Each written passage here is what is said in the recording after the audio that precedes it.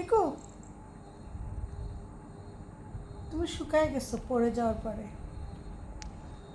পিকু, চুলকাও বাবা।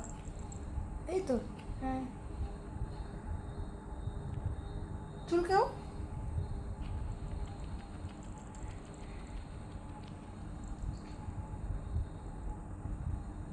আরো চুলকাও। এই তো।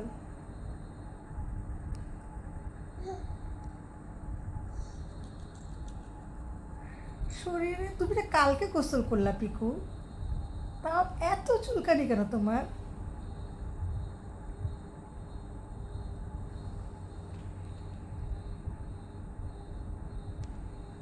না, আল্লাহ তোমাকে ভালো রাখুক। দেখে এদিকে তাকাও পিকু।